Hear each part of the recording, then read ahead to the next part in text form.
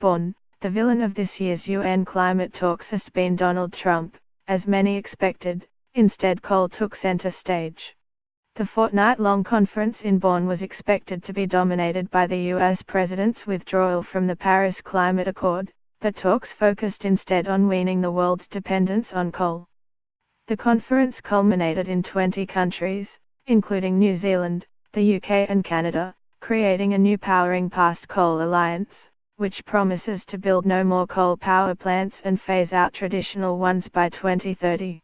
They hope to have 50 members by next year's COP, to be held in December in Koł, Hungary, Poland. Environment Minister Josh Frydenberg says it's a club Australia won't be joining.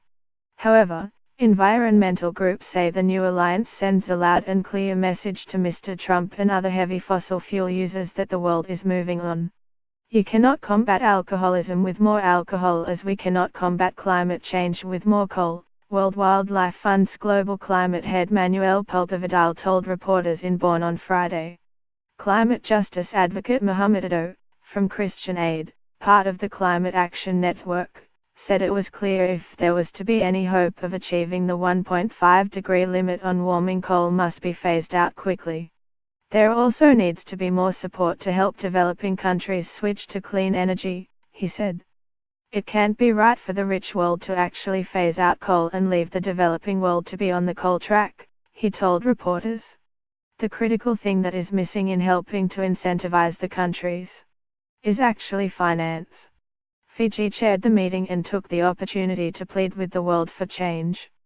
It announced plans to move more than 40 villages to higher ground to escape coastal floods and is also working on ways to help future migrants from other Pacific Island nations as sea levels rise.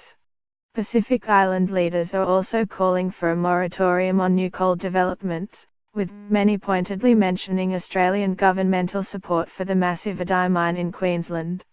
Mr. Frydenberg pointed out that the government's new energy policy is technology neutral and that several of the countries who signed up to the alliance are heavily reliant on nuclear power, with little coal in the mix anyway.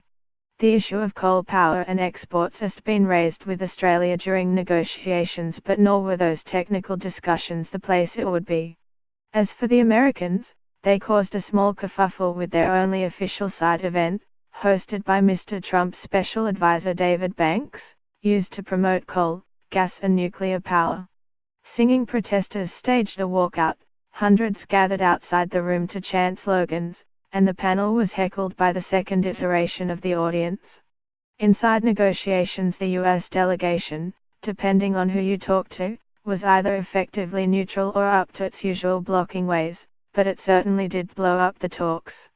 The much stronger US presence in Bonn came from the unofficial delegation of state governors, Democratic senators, mayors, Arnold Schwarzenegger, Michael Bloomberg, business and environmental groups who were telling anyone who would listen the US was still in, despite their president.